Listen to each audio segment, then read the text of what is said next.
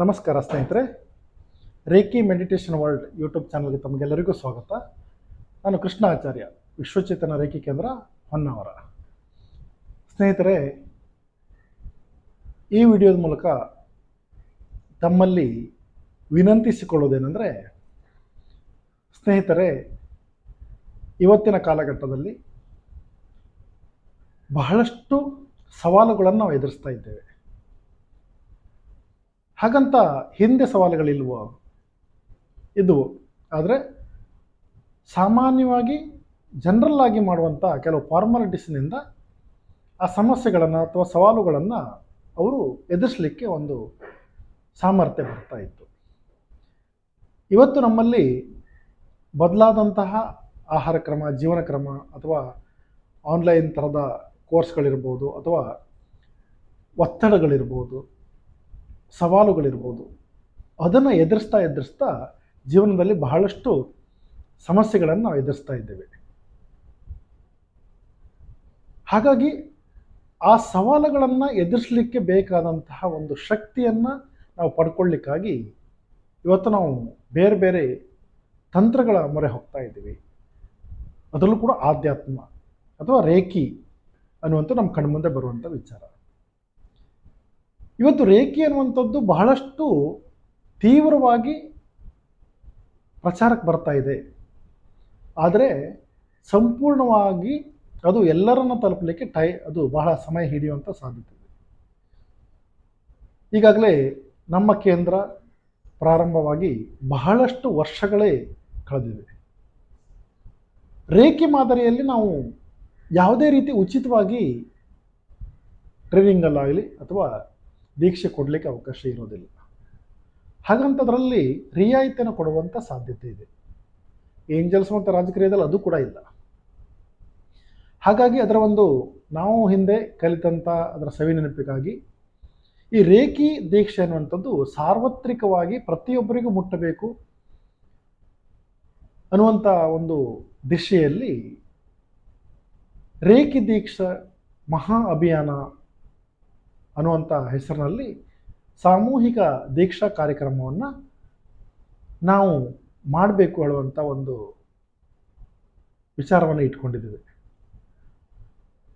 ಈಗ ಬಹಳಷ್ಟು ವಿದ್ಯಾರ್ಥಿಗಳಿಗಿರ್ಬೋದು, ಅನಾರೋಗ್ಯ ತೊಂದರೆ ಇದ್ದವರಿಗಿರ್ಬೋದು, ಅಥವಾ ಒಂದು ಕುಟುಂಬದಲ್ಲಿ ಒಬ್ಬರೋ ಇಬ್ಬರು ಕಲ್ತ್ಕೊಂಡು ಉಳಿದವರು ಅದರಿಂದ ದೂರ ಇದ್ದಿರ್ಬೋದು, ಅಂಥವರಿಗೆಲ್ಲ ರೇಖಿ ಕಲೀಲಿಕ್ಕೆ ಒಂದು ಅವಕಾಶ ಮಾಡಿಕೊಡೋಣ ಅನ್ನುವಂಥ ಅದರ ಒಂದು ನಿಟ್ಟಿನಲ್ಲಿ ಈ ಒಂದು ಪ್ರಯತ್ನ ನಾವು ಮಾಡ್ತಾ ಇದ್ದೇವೆ.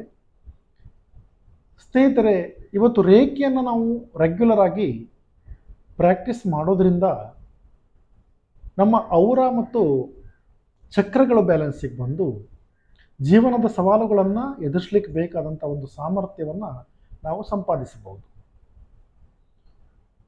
ರೇಖಿ ಅನ್ನುವಂಥದ್ದು ಇವತ್ತು ಸರ್ವಾಂತರ್ಯಾಮಿ ಆಗ್ತಾ ಇದೆ.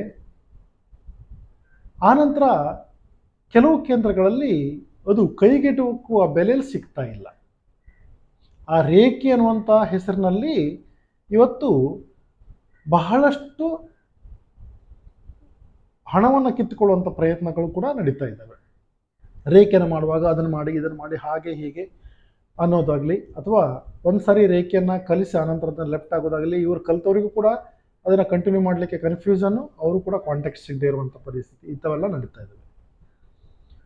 ಹಾಗಾಗಿ ನಾವಿವತ್ತು ಬಹಳಷ್ಟು ಜನರಿಗೆ ಈ ಒಂದು ರೇಖಿ ವಿದ್ಯೆ ತಲುಪುವಂತ ಆಗಬೇಕು ಅನ್ನುವಂಥ ಒಂದು ಮಹತ್ವಾಕಾಂಕ್ಷೆಯಿಂದ ನಾವು ಈ ಸಾರ್ವತ್ರಿಕ ದೀಕ್ಷಾ ಕಾರ್ಯಕ್ರಮ ಅಥವಾ ದೀಕ್ಷಾ ಅಭಿಯಾನ ಅನ್ನುವಂಥ ಹೆಸರಿನಲ್ಲಿ ಒಂದು ಕಾರ್ಯಾಗಾರವನ್ನು ಇಟ್ಕೊಳ್ಳುವಂಥ ಪ್ರಯತ್ನ ಮಾಡ್ತಾ ಇದ್ದೀನಿ.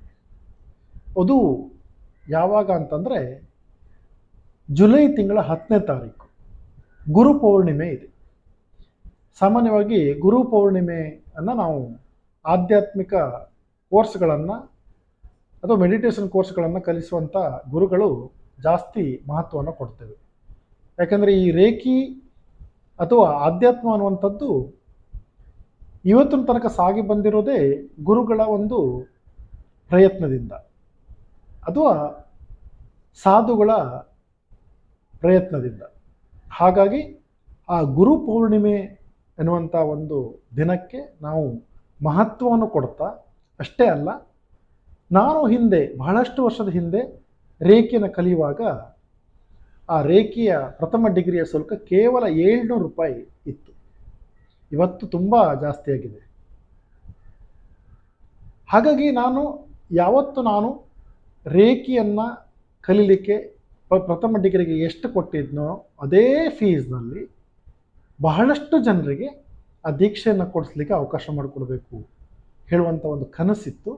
ಅದಕ್ಕೆ ಈ ಸಂದರ್ಭ ಕೂಡಿ ಬಂದಿದೆ. ಹಾಗಾಗಿ ಸ್ನೇಹಿತರೆ, ಈ ಗುರು ಪೌರ್ಣಿಮೆಯ ಒಂದು ಆಫರ್ನಲ್ಲಿ ನಾನು ಕೇವಲ 700 ರೂಪಾಯಿಗೆ ಪ್ರಥಮ ಡಿಗ್ರಿ ದೀಕ್ಷೆಯನ್ನು ಎಲ್ಲರಿಗೂ ಆಸಕ್ತರಿಗೆ ಕೊಡುವಂಥ ಒಂದು ಪ್ರಯತ್ನಕ್ಕೆ ಇವತ್ತು ಹೆಜ್ಜೆಯನ್ನು ಇಟ್ಟಿದ್ದೇನೆ.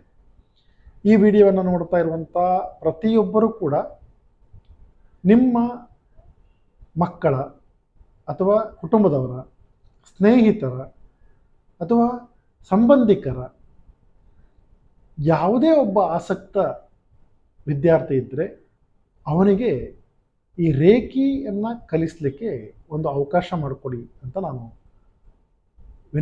ವಿನಮ್ರನಾಗಿ ಕೇಳ್ಕೊಳ್ತಾ ಇದ್ದೇನೆ. ಯಾಕೆಂದರೆ ಉಳಿದ ಟೈಮ್ನಲ್ಲಿ ನಾವು ಈ ರೀತಿ ಮಾಡಲಿಕ್ಕೆ ಆಗೋದಿಲ್ಲ. ನಾವು ರೇಖೆಯಿಂದ ಇವತ್ತು ಏನು ಸಾಧಿಸಿದ್ದೇವೋ ಪ್ರತಿಯೊಬ್ಬರೂ ಕೂಡ ಅದರ ಒಂದು ಬೆನಿಫಿಟ್ ಪಡೀಲಿಕ್ಕೆ ಆಗಲಿ ಅನ್ನುವಂಥ ಉದ್ದೇಶದಿಂದ ಈ ಒಂದು ಪ್ರಯತ್ನವನ್ನು ನಾನು ಮಾಡ್ತಾ ಇದ್ದೇನೆ. ಅಷ್ಟೇ ಅಲ್ಲ, ಯಾರು ಪ್ರಥಮ ಡಿಗ್ರಿಯನ್ನು ಈ ಗುರು ಪೌರ್ಣಿಮೆಯ ಆಫರ್ನಲ್ಲಿ ಬಳಸ್ಕೊಳ್ತಾರೋ ಅವರಿಗೆ 2ನೇ ಡಿಗ್ರಿಯನ್ನು ಆಗಸ್ಟ್ ತಿಂಗಳ 11ನೇ ತಾರೀಕಿಗೆ ನಮ್ಮ ಆರಾಧ್ಯ ದೈವ, ನಮ್ಮನ್ನು ಇಲ್ಲಿ ತನಕ ಬೆಳೆಸಿದಂಥ ಒಂದು ಶಕ್ತಿ, ಅದು ಶ್ರೀ ಗುರು ರಾಘವೇಂದ್ರ ರಾಯರ ದಿವಸ, ರಾಯರ ಆರಾಧನೆ ದಿವಸ. ಅದು ಆಗಸ್ಟ್ ತಿಂಗಳ 11ನೇ ತಾರೀಕು ಬರುತ್ತೆ, ರಾಘವೇಂದ್ರ ಸ್ವಾಮಿಗಳ ಆರಾಧನೆ.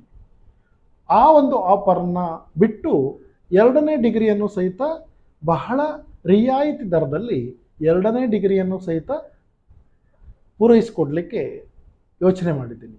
ಯಾರ್ಯಾರು ಇವತ್ತು ಫಸ್ಟ್ ಡಿಗ್ರಿಗೆ ಬುಕ್ ಮಾಡಿಕೊಳ್ತಾರೋ ಈ ಆಫರ್ನಲ್ಲಿ ಅವರಿಗೆ 2ನೇ ಡಿಗ್ರಿಯನ್ನು ಸಹಿತ ಬಹಳ ರಿಯಾಯಿತಿ ದರದಲ್ಲಿ, ನಾನು ಹಿಂದೆ 2ನೇ ಡಿಗ್ರಿಗೆ ಎಷ್ಟು ಹಣವನ್ನು ಕೊಟ್ಟಿದ್ನೋ ಅಷ್ಟೇ ಹಣದಲ್ಲಿ, ಆ ಒಂದು ಪ್ರಮಾಣದಲ್ಲೇ ಅದನ್ನು ಮುಗಿಸ್ಕೊಡ್ಲಿಕ್ಕೆ ವಿಚಾರ ಮಾಡಿದ್ದೀನಿ. ಹಾಗಾಗಿ ಈ ಒಂದು ಅವಕಾಶವನ್ನು ನೀವೆಲ್ಲರೂ ಕೂಡ ಬಳಸ್ಕೊಳ್ತೀರಿ ಅಂತ ನಾನು ನಂಬಿದ್ದೀನಿ. ಇವತ್ತು ರೇಖಿ ಹೆಸರಿನಲ್ಲಿ ಬಿಸ್ನೆಸ್ಗಳೇ ನಡೀತಾ ಇದ್ದಾವೆ. ಒಂದೊಮ್ಮೆ ಒಂದು ಕಡೆ ರೇಖೆಯನ್ನು ಕಲಿತರೂ ಕೂಡ ಪೂರ್ಣ ಪ್ರಮಾಣದಲ್ಲಿ ಅವರಿಗೆ ಮಾರ್ಗದರ್ಶನ ಕೊಡುವಂಥ ಸೆಂಟರ್ಗಳು ಕೂಡ ಇಲ್ಲ.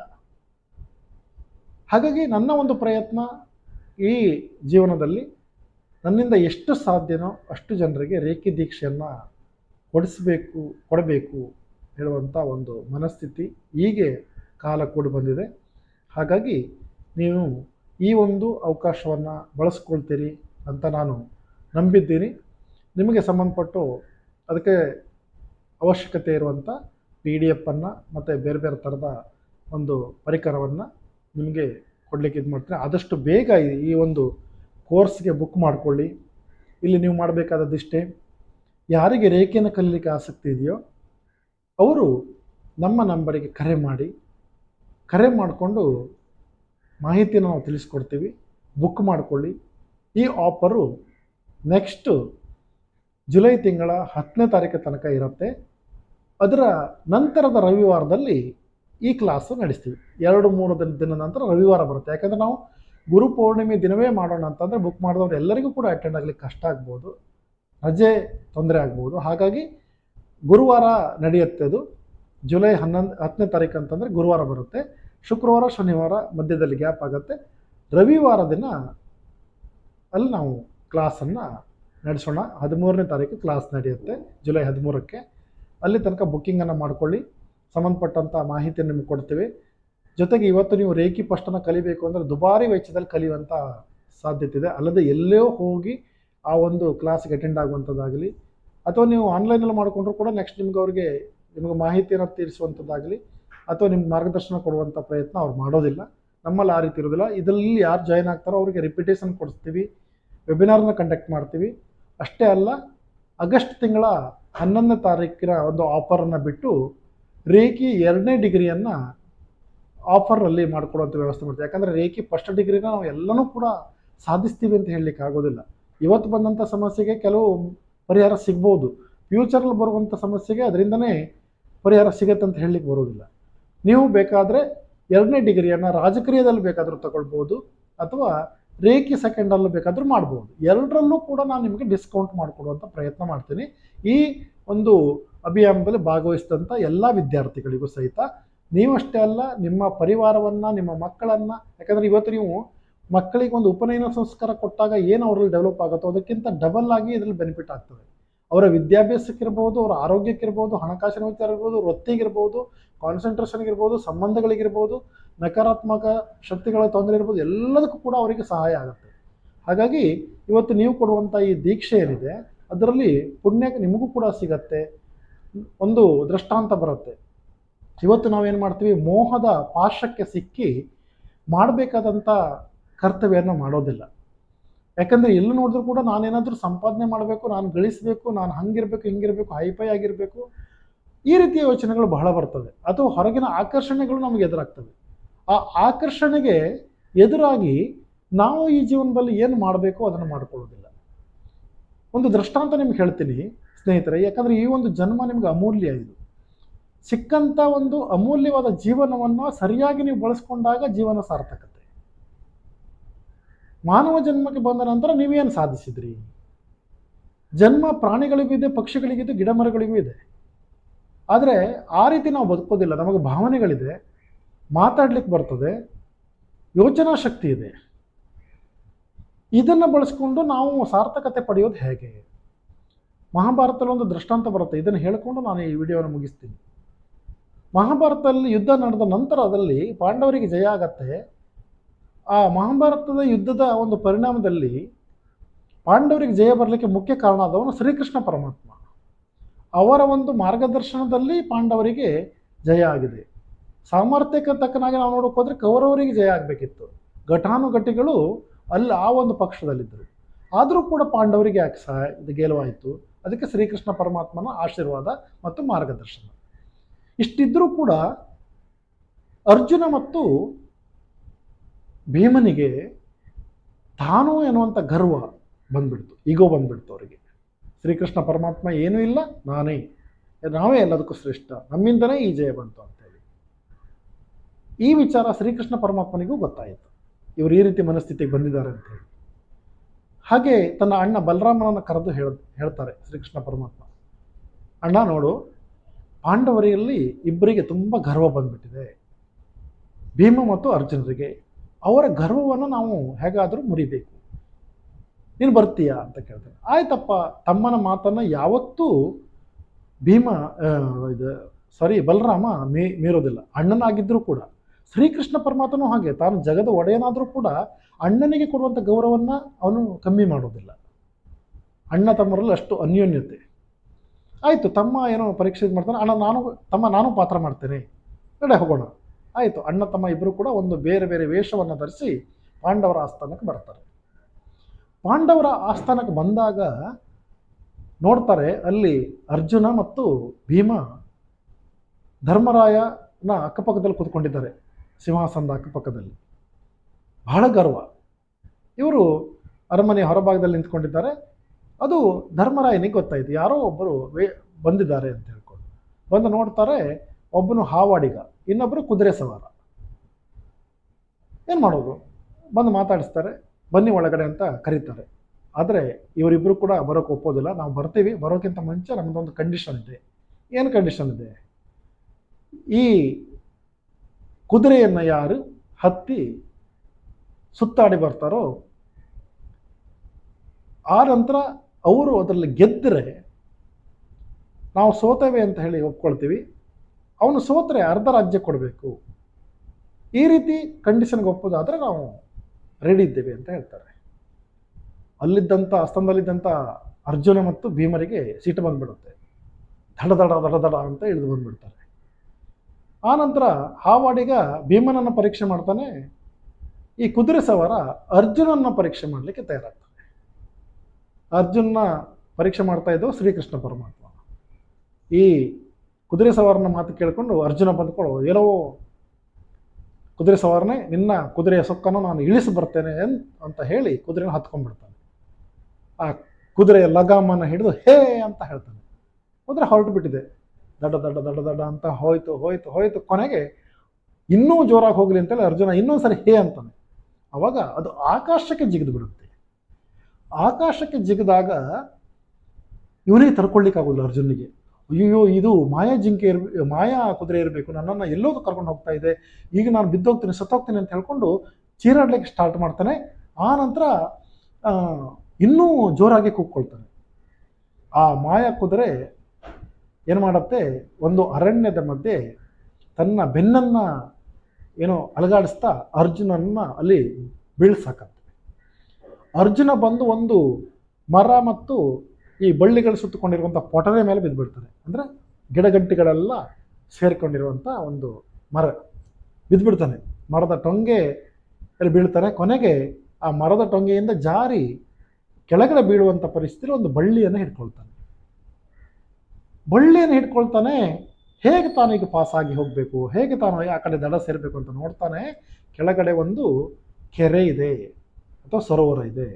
ಸರೋವರದಲ್ಲಿ ಒಂದು ಮೊಸಳೆ ಇವನನ್ನು ನೋಡ್ತಾ ಬಾಯಿ ತೆರೆದುಕೊಂಡು ನಿಂತ್ಕೊಂಡಿದೆ. ಅರ್ಜುನಿಗೆ ಇನ್ನಷ್ಟು ಕಷ್ಟ ಆಯಿತು. ಬದುಕಿದೆಯ ಜೀವವೆಂದರೆ ಇನ್ನೊಂದು ಕಷ್ಟ ಸ್ಟಾರ್ಟ್ ಆಯ್ತಲ್ಲ, ಮೊಸಳೆ ಬಾಯಿಗೆ ಬೀಳ್ತೇನೆ ನಾನು. ಇನ್ನು ಮೇಲಕ್ಕೆ ಹೋಗೋಣ ಅಂತ ಮೇಲೆ ನೋಡ್ತಾನೆ. ಅವನು ಹಿಡ್ಕೊಂಡಂಥ ಬಳ್ಳಿಯನ್ನು ಒಂದು ಅಳಿಲು ಬಂದು ಕಟ್ ಮಾಡ್ತಾ ಇದೆ. ಇನ್ನೂ ಅವನಿಗೆ ಚಿಂತೆ ಆಯಿತು. ಬಳ್ಳಿಯನ್ನು ಹಿಡ್ಕೊಂಡು ಕೆಲವು ಸಮಯ ಹಿಡ್ಕೊಳ್ಳೋಣ ಅಂತಂದರೆ ಬಳ್ಳಿಯನ್ನು ಅಳಿಲು ಕಟ್ ಮಾಡ್ತಾ ಇದೆ. ಹೇಗೂ ನಾನು ಕೆಳಗೆ ಬೀಳ್ತೀನಿ, ಮೇಲಕ್ಕೆ ಹೋಗ್ಲಿಕ್ಕೆ ಆಗೋದಿಲ್ಲ. ಕೆಳಗಡೆ ಬಿದ್ದರೆ ಅಲ್ಲಿ ಮೊಸಳೆ ಬಾಯಿಗೆ ಬೀಳ್ತೇನೆ ಅಂತ ಯೋಚನೆ ಮಾಡ್ತಾ ಆ ಕಡೆ ಈ ಕಡೆ ನೋಡ್ತಾನೆ. ಆ ದಡದ ಎದುರುಗಡೆಯಲ್ಲಿ ಒಂದು ಸೌಂದರ್ಯವತಿ ನಗುತ್ತಾ ನಿಂತಿದ್ದಾಳೆ. ಅಂತಹ ಪರಿಸ್ಥಿತಿಯಲ್ಲಿ ಅರ್ಜುನ ಅವಳನ್ನು ನೋಡಿ ಏನು ಸೌಂದರ್ಯ, ಏನು ಸೌಂದರ್ಯ ಅಂತ ಹೇಳ್ತಾನೆ. ಇನ್ನೊಂದು ಗಳಿಗೆಯಲ್ಲೂ ಸಾಯುವ ಸ್ಥಿತಿಯಲ್ಲಿ ಇದ್ದವನಿಗೂ ಕೂಡ ಆ ಸೌಂದರ್ಯವತ್ಯವನ್ನು ನೋಡಿ ಏನು ಸೌಂದರ್ಯ, ಏನು ಸೌಂದರ್ಯ, ಇದನ್ನೇ ಮೋಹ ಅಂತ ಕರೆಯೋದು. ನಮ್ಮ ಜೀವನವೂ ಕೂಡ ಹಾಗೇನೆ. ಇದನ್ನೇ ಪಂಡಿತರು ಯಾವ ರೀತಿ ಅರ್ಥೈಸ್ತಾರೆ ಅಂತಂದರೆ, ಅರ್ಜುನ ಅನ್ನುವಂಥ ಜೀವ ಬಳ್ಳಿ ಎನ್ನುವಂಥ ಜೀವನವನ್ನು ಹಿಡ್ಕೊಂಡಿದ್ದಾನೆ. ಅಳಿಲು ಅನ್ನುವಂಥ ದಿನಗಳು ಒಂದೊಂದಾಗಿ ಕಟ್ ಮಾಡ್ತಾ ಇದೆ ನಮ್ಮ ಜೀವನವನ್ನು, ದಿನಗಳನ್ನು. ಮೊಸಳೆ ಎನ್ನುವಂಥ ಮೃತ್ಯು ನಮಗಾಗಿ ಕಾಲ್ಕೊಂಡು ಕೂತ್ಕೊಂಡಿದೆ. ಅಂಥ ಪರಿಸ್ಥಿತಿಯಲ್ಲಿ ಮೋಹ ಅನ್ನುವಂಥ ಒಂದು ವಿಚಾರ ನಮ್ಮನ್ನು, ಈ ಸತ್ಯವನ್ನು ಮರೆಮಾಚಿ ಮೋಹದ ಕಡೆ ನಾವು ಹೋಗ್ತಾ ಇದ್ದೇವೆ. ಈ ಸತ್ಯ ಗೊತ್ತಿದ್ರೂ ಕೂಡ ಇವತ್ತು ನಾವು ಇದನ್ನು ಅರ್ಥೈಸ್ಕೊಳ್ಬೇಕು, ಅನ್ವಯಿಸಿಕೊಳ್ಬೇಕು. ಯಾಕೆ ಅಂತಂದರೆ ಈ ಜೀವನಕ್ಕೆ ಬಂದಿದ್ದೇವೆ ನಾವು, ದಿನಗಳು ಒಂದೊಂದಾಗಿ ಕಡಿಮೆ ಆಗ್ತಾ ಇದೆ. ಮುಂದೆ ಸಾವು ಅನ್ನುವಂಥದ್ದು ನಿಶ್ಚಿತ, ನಮಗಾಗಿ ಕಾಯ್ತಾ ಇದೆ. ಅದರಲ್ಲಿ ನಾವೇನು ಮಾಡಿದ್ದೀವಿ? ಮೋಹಕ್ಕೆ ಒಳಗಾಗಿ ನನ್ನ ಮನೆ, ಕಾರು, ಬಂಗಲೆ, ನನ್ನ ಜೀವನ, ನನ್ನ ಹೆಂಡತಿ, ನನ್ನ ಮಕ್ಕಳು, ಆ ಸ್ವಾರ್ಥಕ್ಕೆ, ಮೋಹಕ್ಕೆ ಒಳಗಾಗಿ ಜೀವನದಲ್ಲಿ ಏನು ಮಾಡಬೇಕು ಅದನ್ನು ಮಾಡದೇ ಜೀವನ ಕಳೀತಾ ಇದ್ದೇವೆ, ವೇಸ್ಟ್ ಮಾಡ್ತಾ ಇದ್ದೇವೆ. ಅದಕ್ಕೆ ಪಂಡಿತರು ಹೇಳ್ತಾರೆ, ದೇವರಲ್ಲಿ ಸ್ಮರಣೆ ಮಾಡು, ಧ್ಯಾನದ ಕಡೆ ಹೋಗು, ಮೋಕ್ಷವನ್ನು ಪಡೆಯಿ. ಈ ಜನ್ಮದ ಜಂಜಾಟಗಳು ನಮಗೆ ಸಾಕು.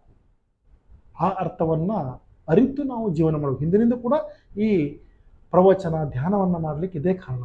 ಈಗ ನಾವು ಈ ಪ್ರಸ್ತುತ ಜೀವನದಲ್ಲಿ ಅದನ್ನು ಮರಿತಾ ಇದ್ದೀವಿ. ಹಾಗಾಗಿ ಪ್ರತಿಯೊಬ್ಬರು ಕೂಡ ಈ ಸತ್ಯವನ್ನು ತಿಳ್ಕೊಂಡು ನಮ್ಮ ಜೀವನದ ಸಾರ್ಥಕತೆಯನ್ನು ಕಂಡುಕೊಳ್ಬೇಕು. ಜೀವನದಲ್ಲಿ ನಾವು ಏನು ಸಾಧಿಸಬೇಕು ಅದರ ಕಡೆ ಗಮನ ಕೊಡಬೇಕು ಅನ್ನುವಂಥದ್ದು ಇದು ತಾತ್ಪರ್ಯ. ಹಾಗೆ ಸ್ನೇಹಿತರೆ, ಇವತ್ತು ಯಾರ ಒಂದು ಜೀವನವೂ ಕೂಡ ನಾವು ಅಂದುಕೊಂಡ ರೀತಿಯಲ್ಲಿ ಇರೋದಿಲ್ಲ. ಬರುವಂಥ ಜೀವನ ನಮ್ಮನ್ನು ಹೇಳಿ ಕೇಳಿ ಬರೋದಿಲ್ಲ. ಬಂದಂಥ ಜೀವನದ ಕೂಡ ನಮಗೆ ಖುಷಿಯನ್ನೇ ಕೊಡ್ತದೆ ಅಂತ ಹೇಳಲಿಕ್ಕೂ ಬರೋದಿಲ್ಲ. ಹಾಗಾಗಿ ನಾವು ಏನು ಸಾಧಿಸಬೇಕು ಅದನ್ನು ಸಾಧಿಸಬೇಕು.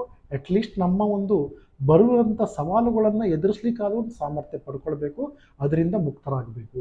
ಹಾಗಾಗಿ ದಯವಿಟ್ಟು ಈ ರೇಖೆಯನ್ನು ಕಲ್ತ್ಕೊಳ್ಳಿ. ರೇಖೆಯನ್ನು ಕಲ್ತ್ಕೊಂಡವರ ಜೀವನದಲ್ಲಿ ಬಹಳಷ್ಟು ಬದಲಾವಣೆಗಳಾಗಿರೋದನ್ನು ನಾವು ನೋಡ್ತೀವಿ.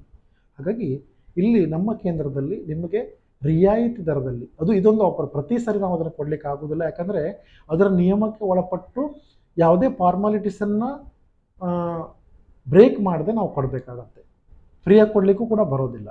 ಹಾಗಾಗಿ ಇದೊಂದು ಅವಕಾಶ ಮಾಡಿಕೊಡ್ತಾ ಇದ್ದೀನಿ. ಅದು ಅತೀ ಕಡಿಮೆ ಬೆಲೆಯಲ್ಲಿ ನಿಮಗೆ ರೇಖಿ ಫಸ್ಟ್ ಡಿಗ್ರಿಯನ್ನು ಕೊಡುವಂಥ ಪ್ರಯತ್ನ. ಆನಂತರ ಮುಂದಿನ ತಿಂಗಳಲ್ಲಿ ಆಗಸ್ಟ್ ತಿಂಗಳಲ್ಲಿ ಗುರು ರಾಘವೇಂದ್ರ ಸ್ವಾಮಿಯವರ ಆರಾಧನೆ ದಿವಸ 2ನೇ ಲೆವೆಲ್ ರೇಖಿ ಇರ್ಬೋದು ಅಥವಾ ರಾಜಕ್ರಿಯ ಫಸ್ಟ್ ಲೆವೆಲ್ ಅಲ್ಲಿ ಮುಂದಿನ ಹಂತ ಇರುತ್ತೆ. ಅದು ಎರಡರಲ್ಲಿ ಯಾವುದನ್ನು ಕೂಡ ನೀವು ಆಯ್ಕೆ ಮಾಡ್ಕೊಳ್ಬೋದು. ಅಲ್ಲೂ ಕೂಡ ನಿಮಗೆ ರಿಯಾಯಿತಿ ದರವನ್ನದಲ್ಲಿ ಅದನ್ನು ಮಾಡಿಸ್ಕೊಡುವಂಥ ಪ್ರಯತ್ನ ಮಾಡ್ತೀನಿ.